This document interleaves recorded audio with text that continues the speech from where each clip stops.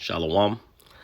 Kol Holo Yahweh, Bahashem, Yahushai, Bahashem, Rahahakadash. Double honors to the apostles and elders of Great Millstone. Peace and salutations to the hopeful elect scattered throughout the four corners of the globe. My name's Barat the Ball, coming to you from the GMS campus, Indianapolis. And to all those listening and learning, to you, I say Shalom, especially to so-called blacks, Hispanics, and Native Indians that make up the 12 tribes of Israel.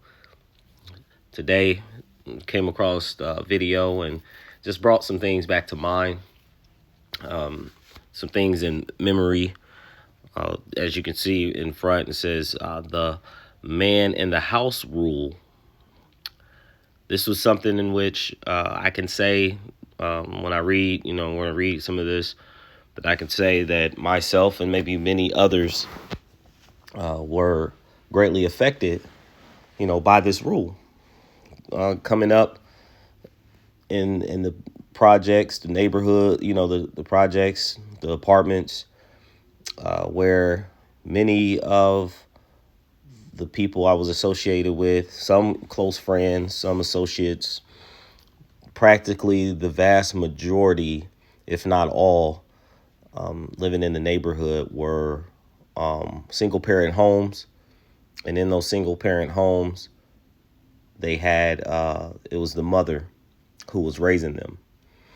And so I'm going to read this, share a video, of course, such as always, some scriptures and some other thoughts that Lord willing will bring to my mind to speak on. But it says the man of the in the house rule was a welfare policy that denied benefits to families with adult males. It says the rule was enforced in the 1960s and was intended to discourage welfare dependency. Okay. So of course, what ended up happening, and there was a movie, and I forget the name of the movie, but brothers have mentioned it before, where, you would have a man, the woman would have to hide the man, and I forget his name. He's James Earl Jones, actually. He was dating her, and he was there in the house, and the social workers would just pop up out the blue. So, it made it very difficult for women to, who may have had husbands and were maybe divorced or separated, or husband may have passed away. It made it difficult for them to even remarry or get with anyone else, so there was a lot of that. But however, it really had a more of a discouraging and negative effect on the so-called blacks, Hispanics, and Native Indians. And again, it being in the 60s, and by the time, of course, I was born and coming in, into seeing certain things growing up, not realizing what was actually happening, what had happened. Okay. It says, trying to make sense of it all. It says how it worked. The rule assumed that men were responsible for providing for their families through work. And that should be such the case. Okay.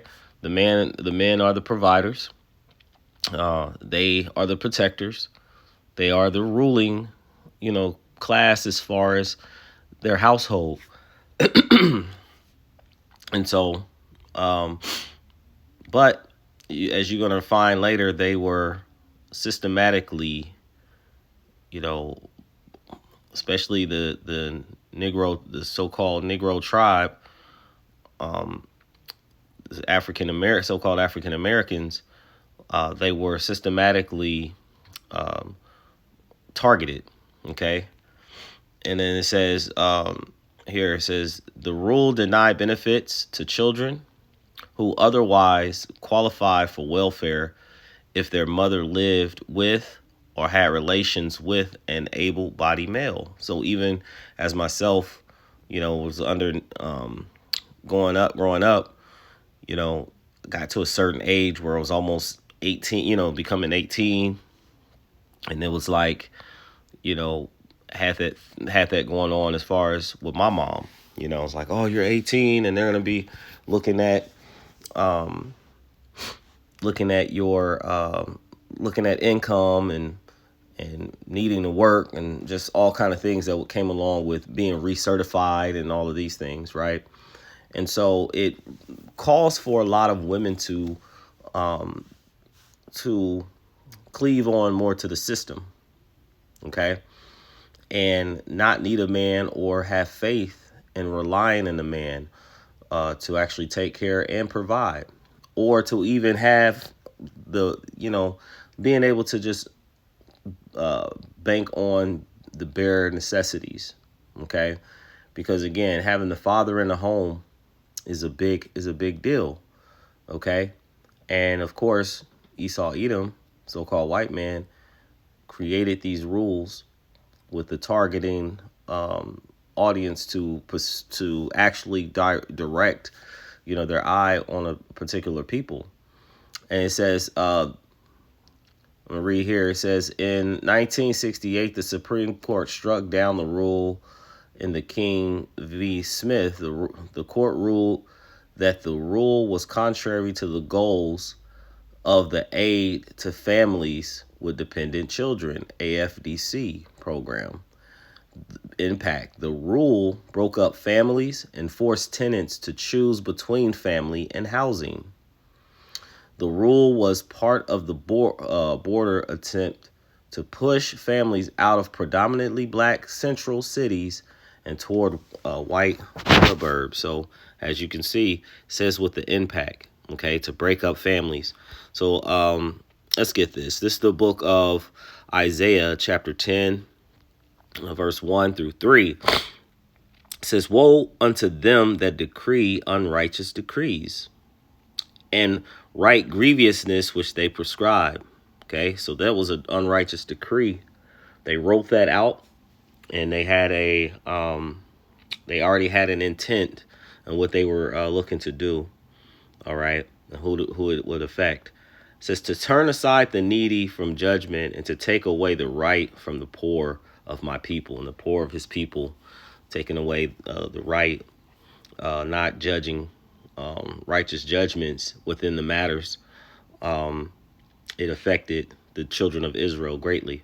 That widows may be their prey, because now the man's out the house. She would be likened unto a widow. A widow would be without their husband, right? And of course, a lot of men went to jail. A lot of men actually were, taken out, by either police. Some men were even, there was police brutality. But so there was a lot that caused fatherless homes. It says that they may rob the fatherless, and the women were greatly taken advantage of, even in those times. He says, and what will ye do in the day of visitation, and in the desolation which shall come from far?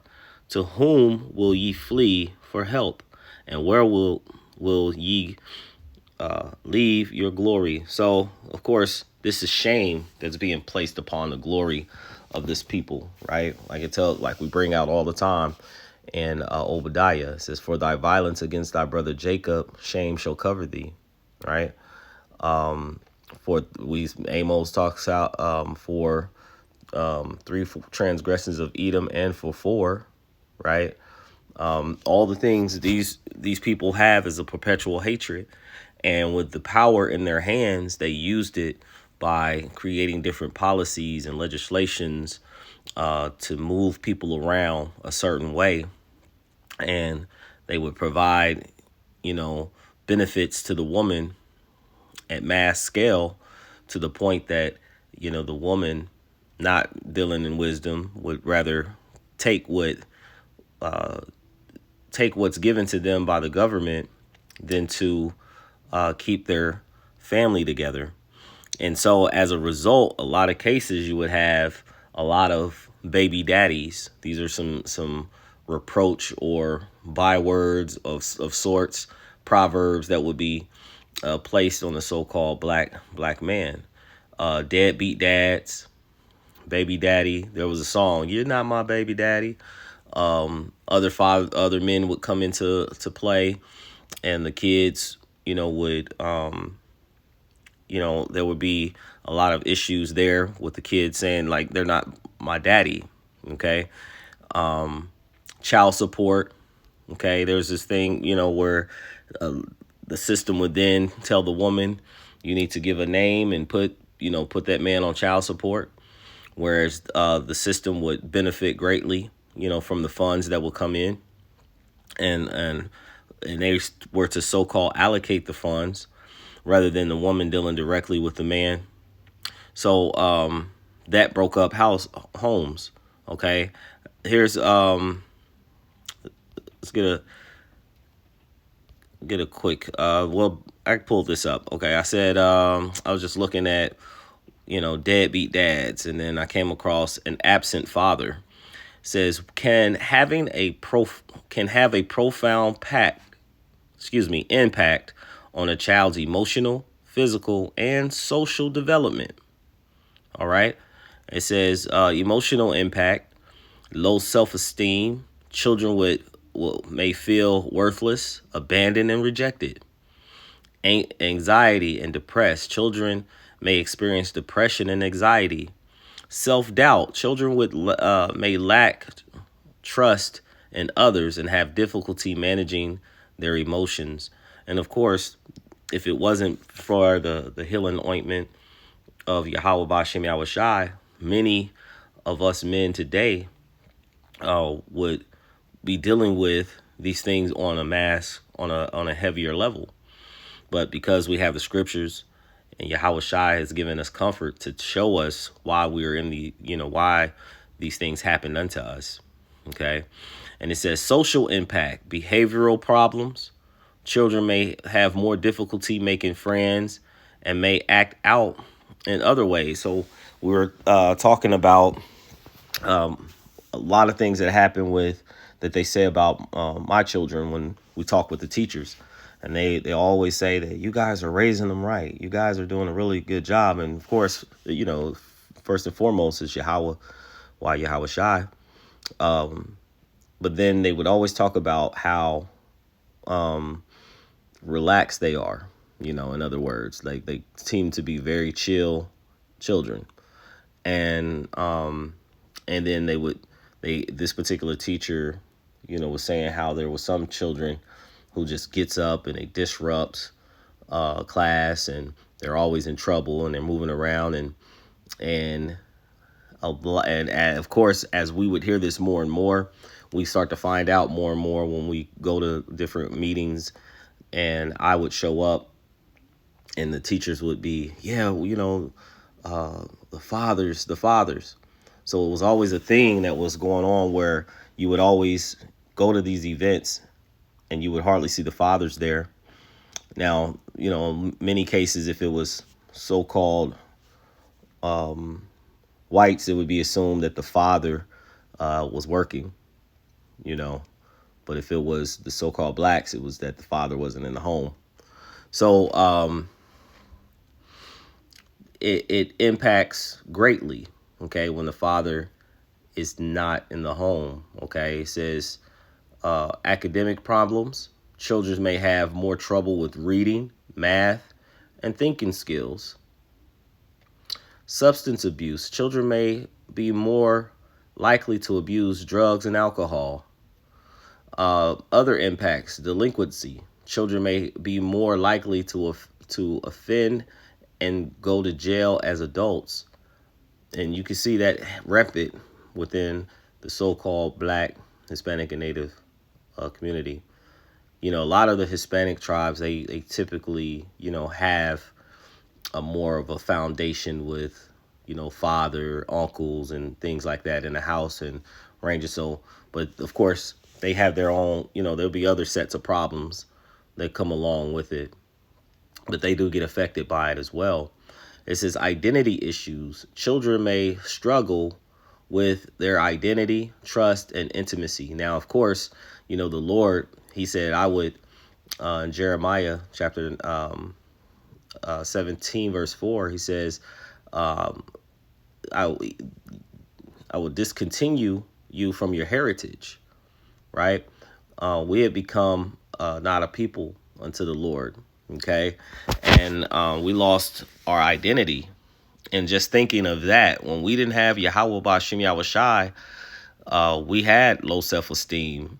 We had anxiety and depression and behavioral issues.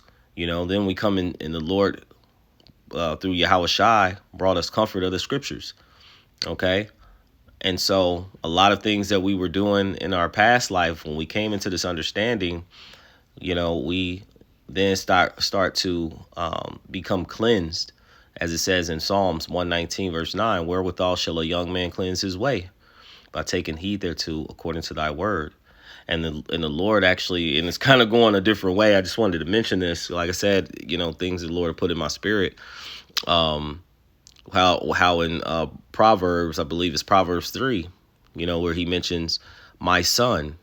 Okay. The children of Israel are the princes and the princesses, but really it goes, it's through the man, the sons of the living God.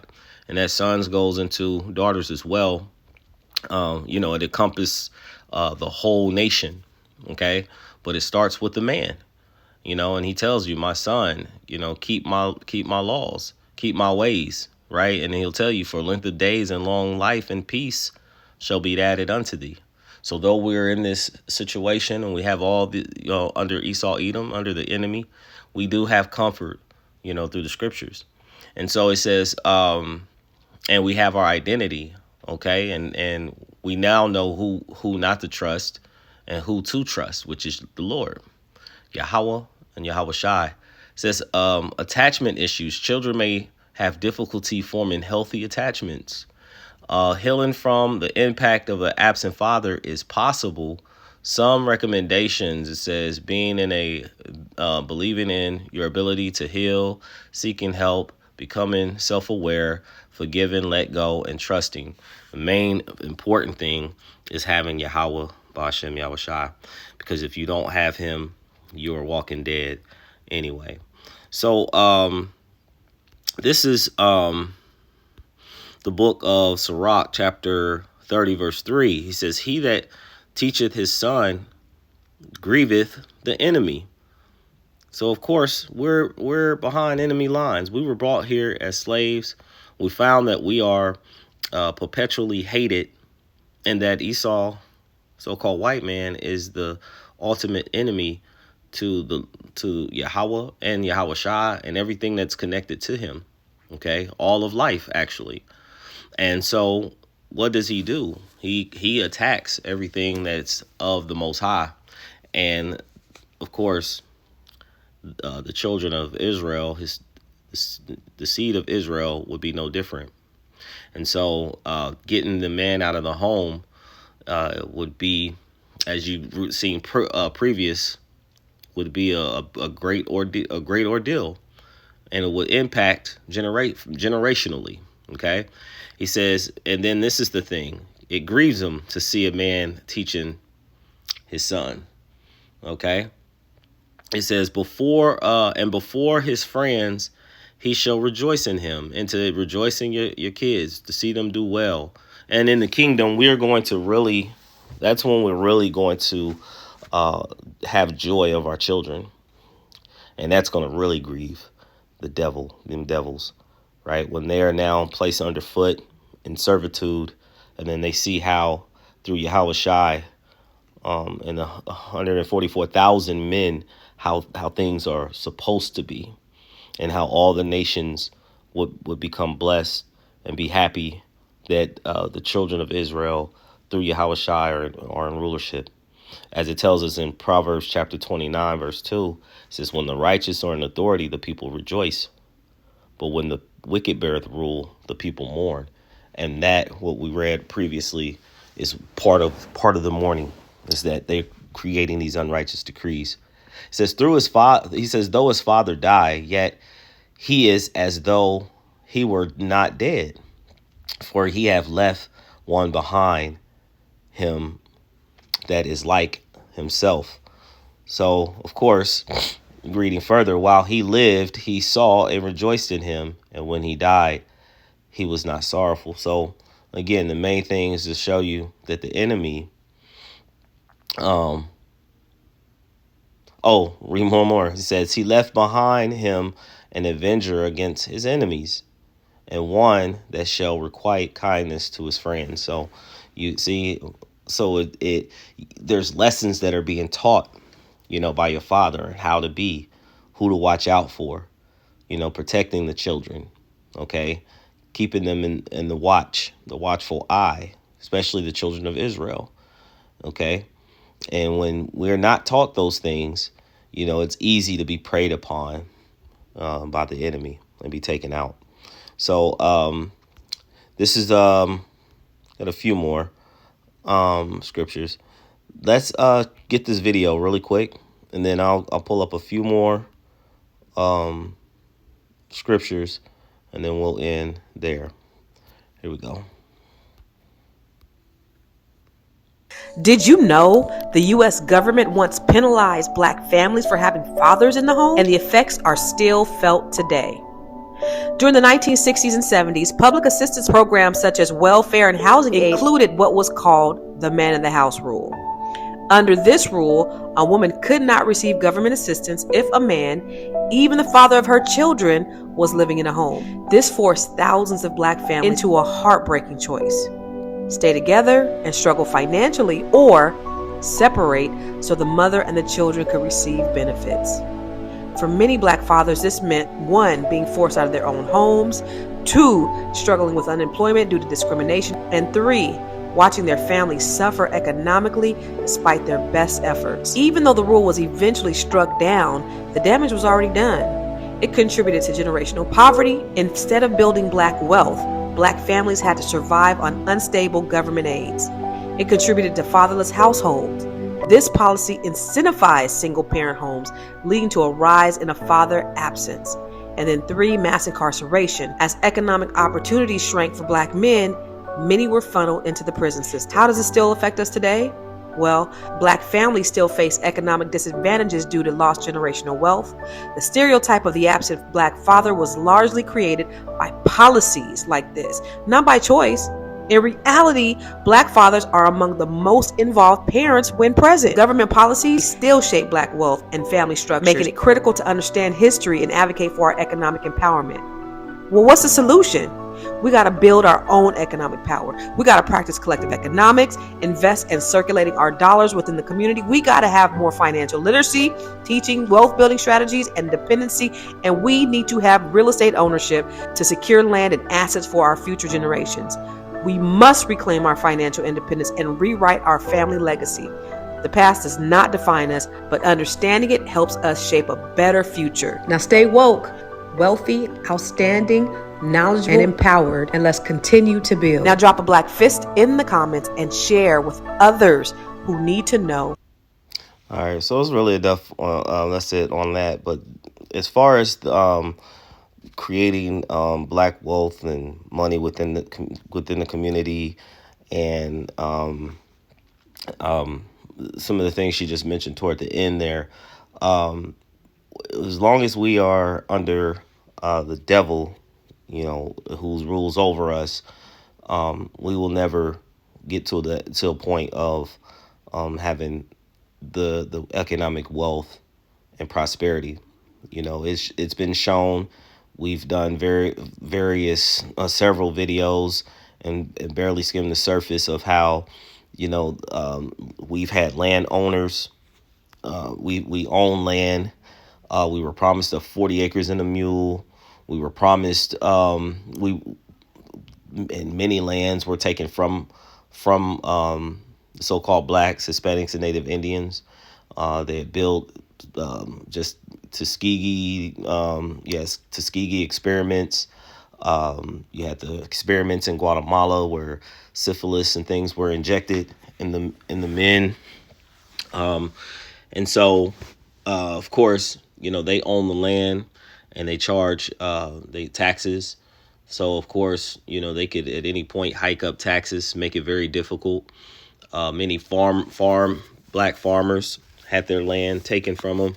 So only thing we have now at this point would be our faith and our trust in Yahweh Ba'ashem Yahushai. And the hope is that when he returns, He's going to put things back in its righteous order, and like he said he would. And we're soon going to have our day, our day of prosperity. So that is the true hope. Okay, but just to show you that these things were written within the scriptures. Of course, this happened. This siege, you had the siege of the Babylonians siege, and then you had a 70 AD siege. But then, but of course, so the scriptures, things that happened aforetime, were written for our learning, and that which is then is now. So I'm bringing out this Deuteronomy chapter 28 verses 54 and 56, because there's some points that I want to make because of this. When a man is taken out of his home and he's not able to protect and be with his family, that brings anger and resentment and certain things. And of course, many move into drugs and just different things that causes other harms, right? It says, so that the man that is tender among you and very delicate, his eyes shall be evil toward his brother. You've seen a lot of that happening, right? Then around the 80s, or probably like within the 70s, a lot of men, chose to go to war and came back strung out on drugs. You had men, then you go into the 80s where you had the crack epidemic was pushed, and a lot of men who was, that were struggling, like they said, financially to make money, they would go to illegal activities and would be caught in the system and get high sentences for small and petty crimes. All right. And it says, which was also systematic as well. It says, toward the wife of his bosom and toward the remnant of his children, which he shall leave. So as you can see, some of these things, and some of it was probably, warranted, like, where, they got a divorce, weren't happy with each other. But you could see that Esau, Edom played a very big part in the divide. He says, so that he will not give, actually, I'm going to jump down to 26, because, it talks about in the siege and eating their children, because people were actually doing that, But verse 56, it says, the tender and delicate woman among you, which would not venture to set the sole of her foot upon the ground for delicateness and tenderness, her eye shall be evil toward her husband and her bosom, and toward her son and toward her daughter.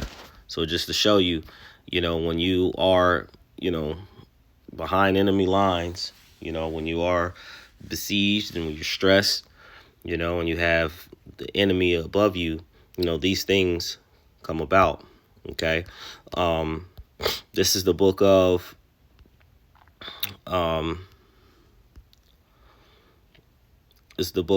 actually, I'll get these last two. So I'm going to go to 6. Proverbs chapter 6, verse 16 says, these 6 things doeth the Lord hate. Yea, 7 are an abomination unto him, completely wicked. Okay. Filthy, wicked act. It says, a proud look and a lying tongue, hands that shed innocent blood. Now, when you go through these and you look them up, you find that these are all attributes of Esau, Edom, so-called white man. He says, and heart that deviseth wicked imaginations. That was a wicked imagination, right? He created the device to say the man in the home rule, okay? Man in the house rule. It says, feet that be swift to run into mischief. That's a big thing, right?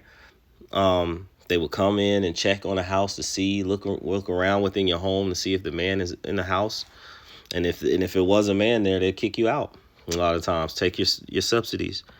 All right. It says a false witness that speaketh lies, and then came up with things saying that these men were deadbeats. They were criminals. They were crooks. Okay. Put a very bad accusations on, the so-called black men. Okay. And Hispanics and Native Indians.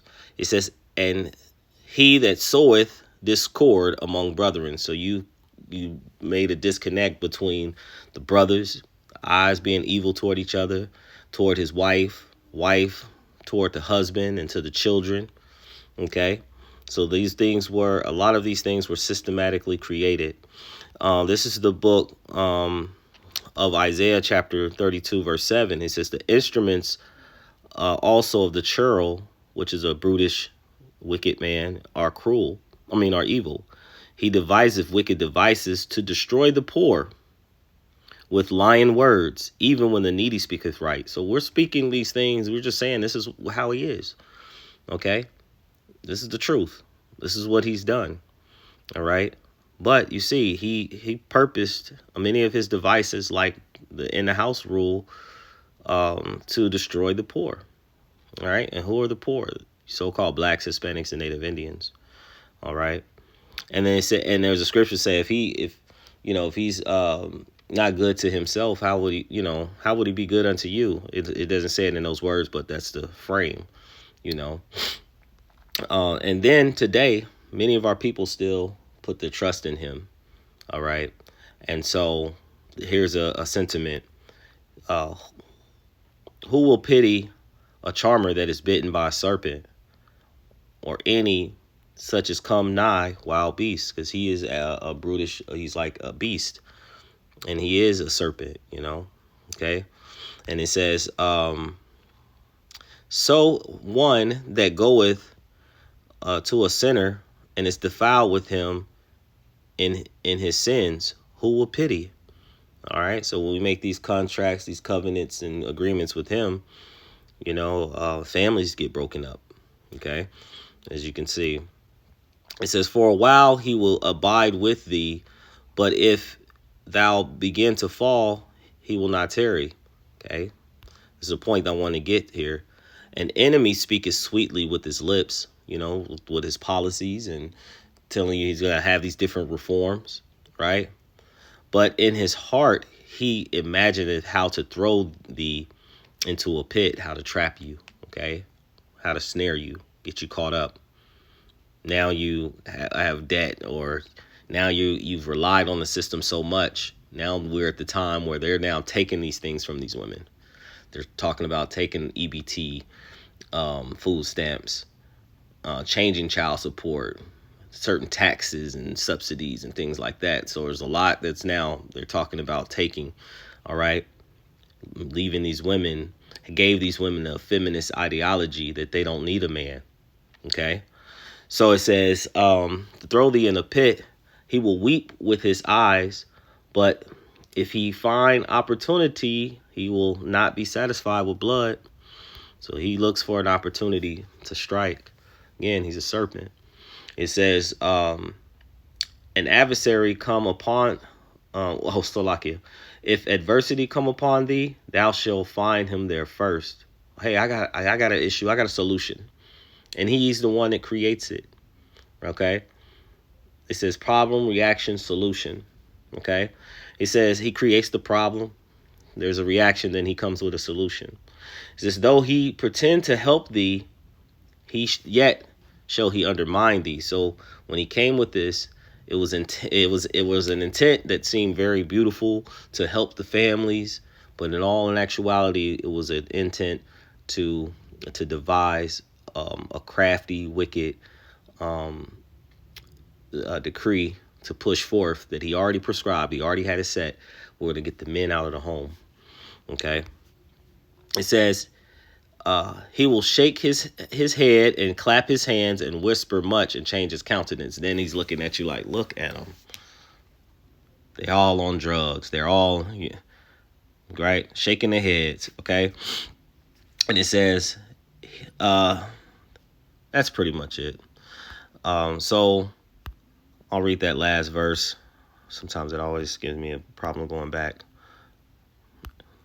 All right, well, we'll end it there. We'll read it here. He says, he that touches pitch shall be defiled therewith, and he that hath fellowship with a proud man shall be likened unto him. So I just finished with this scripture. So, of course, when you have fellowship with this man, though hand joined in hand, the wicked shall not go unpunished, and he is going to receive recompense for all the things that he's done unto the so-called blacks, Hispanics, and Native Indians who make up the 12 tribes of Israel, especially touching the elect of the Lord's people.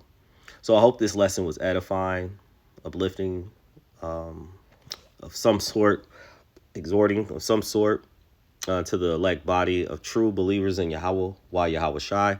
Before I end, I'd like to give all praise, honor, and glory to Yahweh, Bahashem, Yahweh Shai, Bahashem, Rahahakadash. Double honors to the apostles and elders of Great Millstone. Peace and salutations to the hopeful elect scattered throughout the four corners of the globe. Until next time, all those listening and learning to you, I say Shalom.